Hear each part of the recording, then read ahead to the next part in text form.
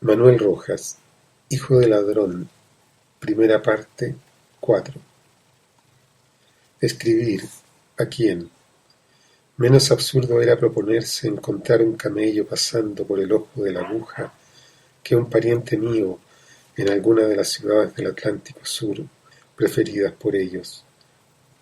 Mis parientes eran seres nómadas, no nómadas esteparios, apacentadores de renos o de asnos, sino nómadas urbanos, errantes de ciudad en ciudad y de república en república. Pertenecían a las tribus que prefirieron los ganados a las hortalizas y el mar a las banquetas del artesanado, y cuyos individuos se resisten aún con variada fortuna a la jornada de 8 horas, a la racionalización en el trabajo y a los reglamentos del tránsito internacional, escogiendo oficios, sencillos unos, complicados o peligrosos otros, que les permiten conservar su costumbre de vagar por sobre los 360 grados de la rosa. Peregrinos seres, generalmente despreciados y no pocas veces maldecidos, a quienes el mundo, envidioso de su libertad, va cerrando poco a poco los caminos. Nuestros padres, sin embargo, en tanto que sus hijos crecieron, llevaron vida sedentaria, si vida sedentaria puede llamarse a la de personas que durante la infancia y la adolescencia de un hijo cambian de residencia casi tantas veces como de zapatos. Habrían preferido, como los pájaros emigrantes, permanecer en un mismo lugar hasta que la apoyada se valiera por sí misma. Pero la estrategia económica de la familia, por un lado, y las instituciones jurídicas, por otro, se opusieron a ello. Mi padre tenía una profesión complicada y peligrosa. Ni mis hermanos ni yo supimos durante nuestra primera infancia qué profesión era e igual cosa le ocurrió a nuestra madre en los primeros meses de su matrimonio. Mi padre aseguraba ser comerciante en tabacos, aunque en relación con ello no hiciera otra cosa que fumar. Pero como poco después de casados mi madre le dijera, entre irónica y curiosa, que jamás había conocido comerciante tan singular, que nunca salía de la casa durante el día y sí casi todas las noches, regresando al amanecer, mi padre, aturullado y sonriente bajo su bigotazo color castaño, confesó que en realidad no era comerciante, sino jugador. Y en jugador permaneció, aunque no por largo tiempo. 1 mes o 2 meses después, el presunto tabur, salido de su casa al anochecer, no llegó contra su costumbre a dormir, ni tampoco llegó al día siguiente, ni al subsiguiente, y ya iba mi madre a echarse a andar por las desconocidas calles de Río de Janeiro, cuando apareció ante ella, y como surgido mágicamente, un ser que más que andar parecía deslizarse y que más que cruzar los umbrales de las puertas parecía pasar a través de ellas. Por medio de unas palabras portuguesas y otras españolas musitadas por el individuo, supo mi madre que su marido la llamaba. Sorprendida y dejándose guiar por la sombra que se hacía más deslizante cuanto pasaba más cerca de un horizonte, llegó ante un sombrío edificio. Y allí la sombra, que por su color y aspecto parecía nacida tras aquellos muros, dijo estirando un largo dedo: «Pregunte usted ahí por O Gallego». «¿Quién es O Gallego?», preguntó mi madre, asombrada. «O seu marido», susurró el casi imponderable individuo, asombrado también, y desapareció, junto con decirlo, en el claro y caliente aire de Río. Era la cárcel, y allí, detrás de una reja, mi madre encontró a su marido, pero no al que conociera hasta 2 días atrás, el limpio y apacible cubano José del Real y Antequera, que así decía ser y llamarse, sino al sucio y excitado español Aniceto Evia, apodado el Gallego, famoso ladrón. Tomándose de la reja cuyos barrotes abarcaban apenas sus manos, mi madre lanzó un sollozo, en tanto el gallego, sacando por entre los barrotes sus dedos manchados de amarillo, le dijo acariciándole las manos: «No llores, Rosalía, esto no será largo, tráeme ropa y cigarrillos». Le llevó ropa y cigarrillos, y su marido, de nuevo limpio, presentó el mismo aspecto de antes, aunque ahora detrás de una reja. Un día, sin embargo, se acabó el dinero, pero al atardecer de ese mismo día, la dueña de casa, muy excitada, acudió a comunicarle que un señor coronel preguntaba por ella. Será, pensó mi madre, recordando al casi imponderable individuo, aunque éste jamás llegaría a parecer coronel, ni siquiera a cabo. No era él.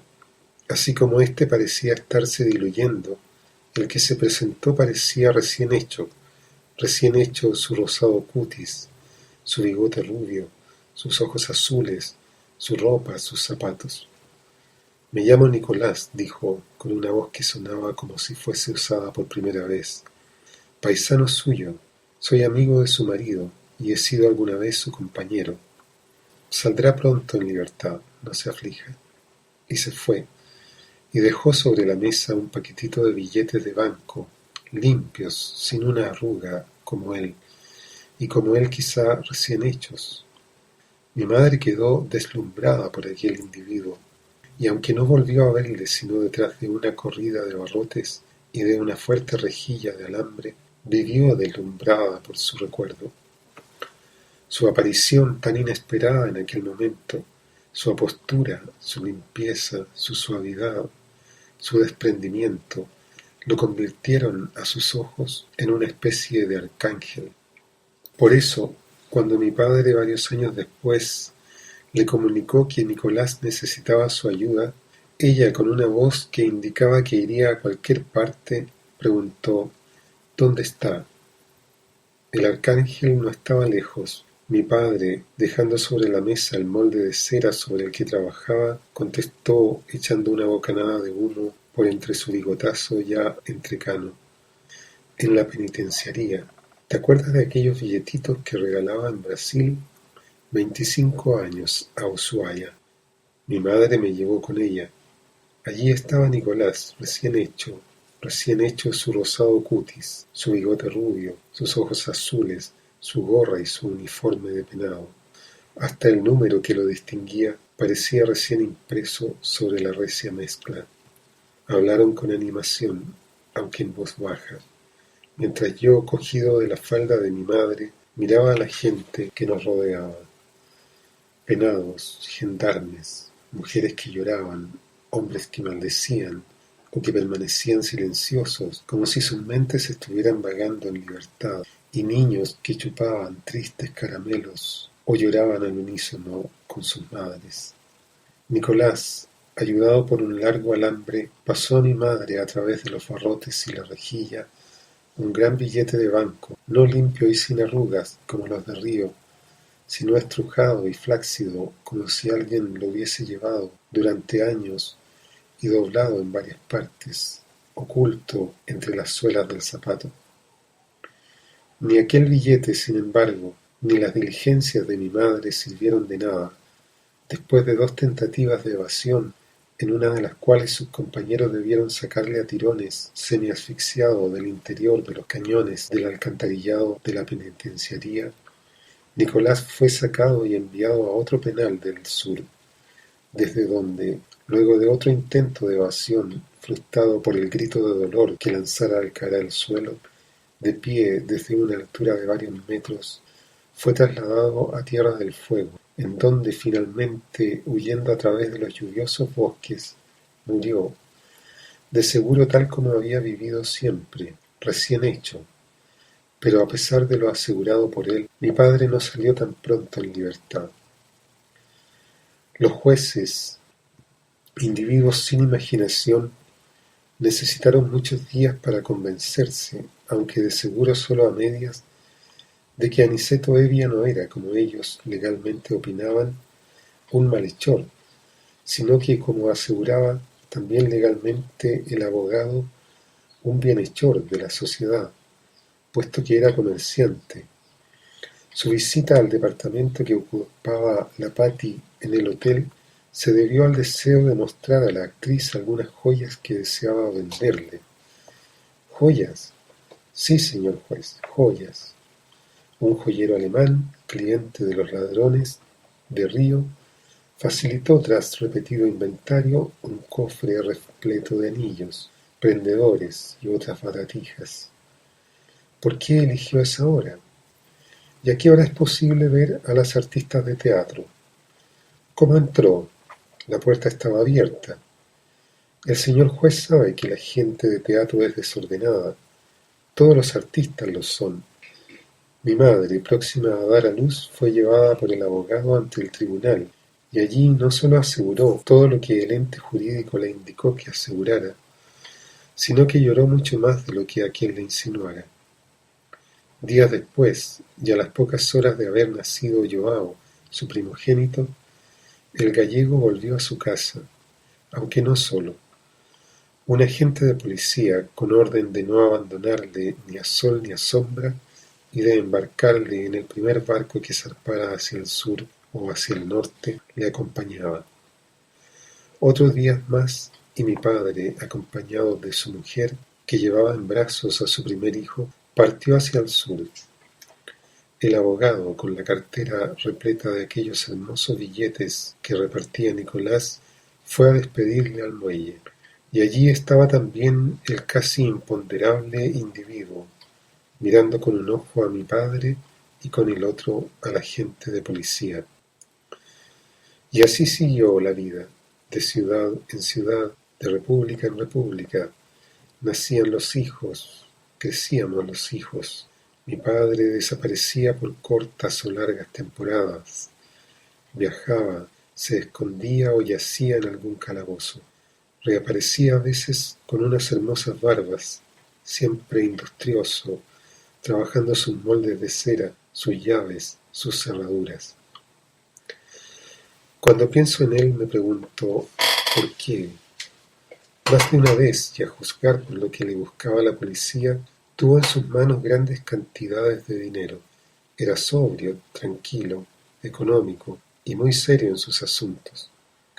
De no haber sido ladrón, había podido ser elegido entre muchos como el tipo de trabajador con que sueñan los burgueses y los marxistas de todo el mundo, aunque con diversas intenciones y por diversos motivos. La cerradura de las casas, o a veces solo cuartos en que vivíamos, funcionaban siempre como instrumentos de alta precisión. No rechinaban, no oponían resistencia a las llaves, y casi parecían abrirse con la sola aproximación de las manos, como si entre el frío metal y los tibios dedos existiera alguna oculta atracción. Odiaba las cerraduras descompuestas o tosudas, y una llave torpe o un candado díscolo eran para él lo que para un concertista en guitarra puede ser un clavijero vencido. Sacaba las cerraduras, las miraba con curiosidad y con ternura, como preguntándoles por qué molestaban, y luego, con una habilidad imperceptible, tocaba aquí, soltaba allá, apretaba esto, limaba lo otro, y volvía a colocarlas, graduando la presión de los tornillos. Metía la llave, y la cerradura, sin un roce, sin un ruido, jugaba su barba y su muletilla. Gracias a esa habilidad, no tenía yo a quien escribir.